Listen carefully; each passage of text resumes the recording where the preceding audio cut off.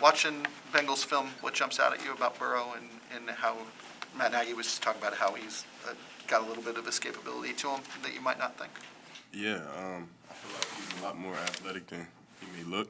He has the ability to, make great throws, smart guy, and he also has the ability to get out the pocket if you let him. So, we just got to contain him and keep him in there and do everything we can to affect him.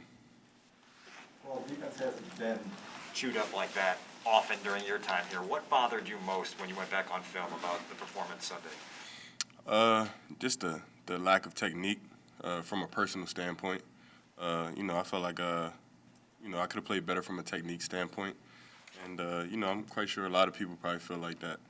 But, that's why you have 17 opportunities. You just make sure that it doesn't happen again and you just keep getting better and better. As a group, what tells you that it won't happen again?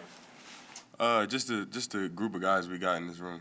The guys we got on defense are prideful guys. Everybody had a sour taste in their mouth, and that's how you know.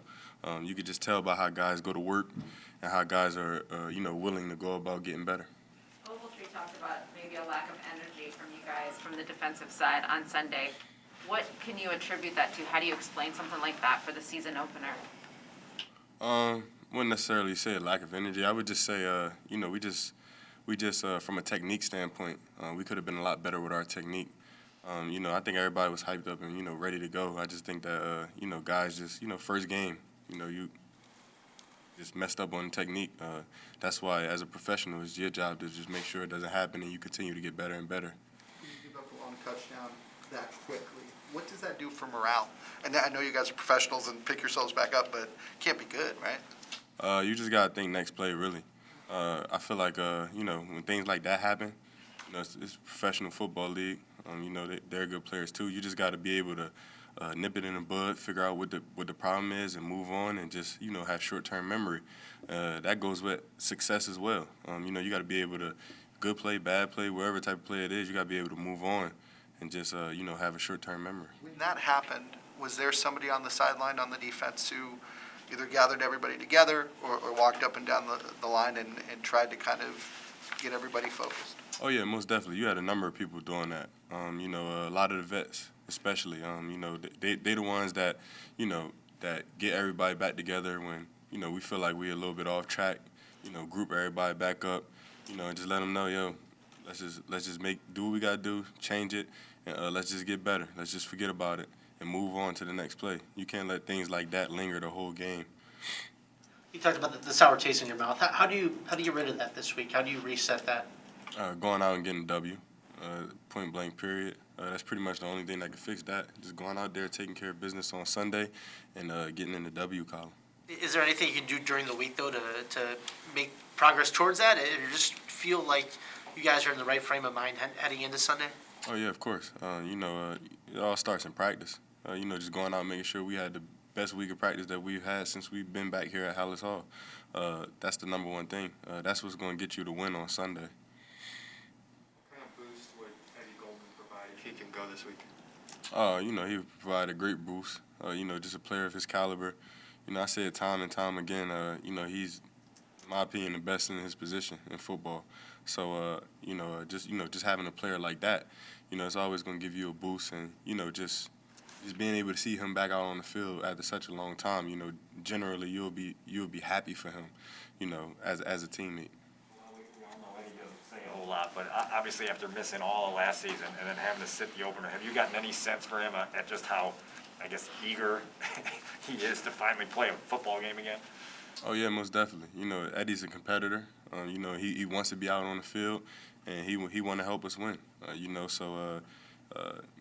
That's just who he is. So, he's been the same ever since he got back here. The same Eddie, same competitive Eddie, ready to play, eager to play. Bilal, you've gotten to know Coach Rumph, obviously, over the offseason, fiery guy. What was it like to be with him in the first live game action, especially in a game where the defense was struggling as a whole? It was good. Coach Rumph is a guy who, he tried to keep everybody calm. He tried to keep everybody on the same page, the same accord. It was good for me to see how he reacted in certain situations. You know, because we still learning each other. But you know, he did a great job though. I think I really do. With Mixon, I think he might have been the only one who ran for more yards than David did last week. What jumped out when you watched film of him? He's the type of back I feel like he could do a little bit of everything. You know, he can catch out the backfield. You know, he does a great job in pass pro. Runs pretty physical. You know, he's a guy. You know, we got to control, and you know, we gotta get people on him and get some hits on him, and you know, slow him down.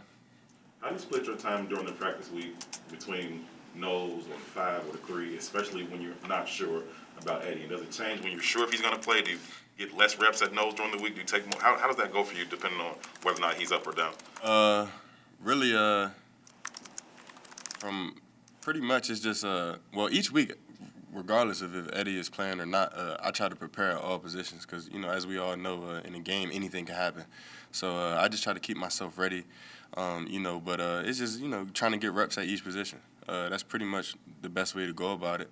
And that's what we do. That's what we always done here. Ever since I've been here, I've been getting those type of reps, like, throughout the week at different positions because, you know, you got to be versatile. You got to be able to play because anything can happen on game day.